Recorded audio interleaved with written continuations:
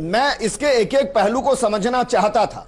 एक और मैं इसका पेज नंबर है 245। पेड़ के जरिए कबीर को सर्वोच्च बताया गया है, परम ब्रह्म बताया गया है। तो जरा इसको भी समझिए कि क्या इस पुस्तक के अंदर है।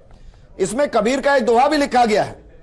लिखा गया है कि अक्षर पुरुष एक पेड़ है, निरंजन वाकी डार, तीनों देवा शाखा है, पात रूप संसार। जरा देखिए, उस चित्र को हम दिखाने की कोशिश आपको करेंगे। ये वो चित्र है, इस चित्र को जरा समझिए। इस पुस्तक के अंदर है ये, हमने अपनी तरफ से कुछ नहीं डाला है इसमें। और इसमें क्या है, नीचे की तीनों टहनियों के अंदर तीन भाग जो है उसमें ब्रह्मा विष्णु महेश को दिखाया गया है, और जिस टहनी से वो जुड़े हैं उसको ब्रह्म यानी कि शर पुरुष बताया गया है। वो जिस शाखा से जुड़े हैं उसको अक्षर पुरुष यानी कि परम ब्रह्म बताया गया है, और जिनकी जड़ों से वो सब जुड़े हैं वो कौन दिखाए गए हैं? वो दिखाए गए हैं पूर्ण ब्रह्म कबीर साहिब, यानी पूर्ण ब्रह्मा कबीर है। ब्रह्मा विष्णु महेश नहीं है, और ना ही महाकाल और मां सती है। पंकज, जरा बताइए कौन सा वेद है, कौन सा पुराण है, कौन सा ज्ञान है और कौन सा विधान है जिसमें कबीर साहब जड़ है और बाकी सब फूल पत्तियां?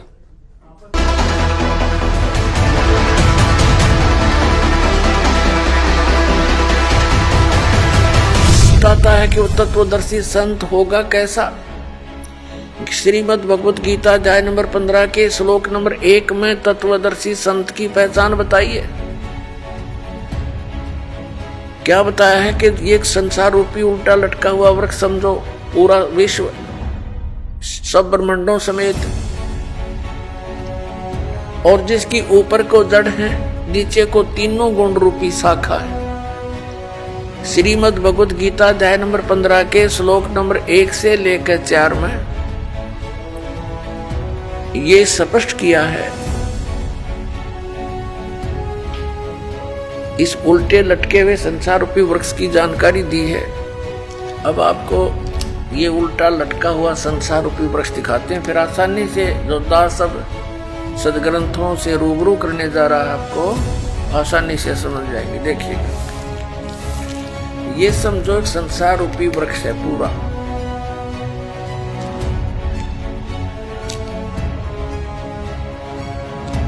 ऊर्ध्व मूलम अधः शाखम। देखिए श्रीमद् भगवत गीता अध्याय नंबर 15 का ये पंचदशो अध्याय यानी 15वां अध्याय, 15वां अध्याय है। ये इसका प्रथम श्लोक है। इसमें कहा कि ऊर्ध्व मूलम अधः शाखम अश्वत्थम प्राहु अव्ययम छंदासी यस्य पर्णानि ये तम वेद स वेदवित्। ऊर्ध्व मूलम इसका अर्थ है कि ऊपर को जड़ और नीचे को शाखा। अधः माने नीचे होता है, ये भ्रमित है, इन्होंने गलत कर दिया। अधः माने ब्रह्मा रूप मुख्य शाखा वाले नहीं। ये दूसरा अध्याय में 15वें अध्याय के दूसरे श्लोक में 2 बार अधः है, अधः अधः। इसका अनुवाद इन्होंने इसके अगले पृष्ठ पे किया है। अधः माने नीचे, अधः माने नीचे, अधः माने नीचे, ऊर्ध्व माने ऊपर, अधः माने नीचे, अधः माने नीचे। तो हम यहाँ इसको शुद्ध कर लेंगे, इन्होंने गड़बड़ कर दी थोड़ी सी, ये बेईमानी करके जान के समझ में ना आई। अब हम फिर 15वें अध्याय के प्रथम मंत्र में फिर आगे। ऊर्ध्व मूलम ऊपर को जड़ और अधः शाखम नीचे को शाखा वाला, अश्वत्थम प्राहु अव्यम ये संसार रूपी पीपल का अविनाशी वृक्ष कहा है। छंदासी यस्य पर्णानि इसके जो पत्ते आदि जो हैं, इसके छंद हैं, विभाग हैं, पार्ट हैं। ये तम वेद उन सभी भागों को जो जानता है, तम उन उस अज्ञान अंधकार में छपे हुए उन सब विभागों को जानता है। स वेदवित् वह वेद के तात्पर्य को जानने वाला है, अर्थात वो तत्वदर्शी संत है। ये देखिए आदि पुरुष परमेश्वर रूप मूल वाले। ये भाव कहने का ये है कि ऊपर को जो जड़ है ये वाली, ये ऊपर को जो जड़ है ये तो समझो ऊर्ध्व मूलम तो है आदि पुरुष परमेश्वर यानी परम अक्षर ब्रह्म। ये तो है वो सच्चिदानंद घर ब्रह्म समझो ये जड़े तो। और ये तना अक्षर पुरुष, ये परम अक्षर पुरुष, ये तना अक्षर पुरुष। ये देखिए, ये पूर्ण ब्रह्म कहो, परमेश्वर कहो, परम अक्षर ब्रह्म कहो या सच्चिदानंद घन ब्रह्म कहो, ये जड़े हैं। जैसे ये जड़, ओनली जड़। और फिर इसके बाहर जो जमीन से बाहर दिखाई देता है इसको पेड़ बोलते हैं।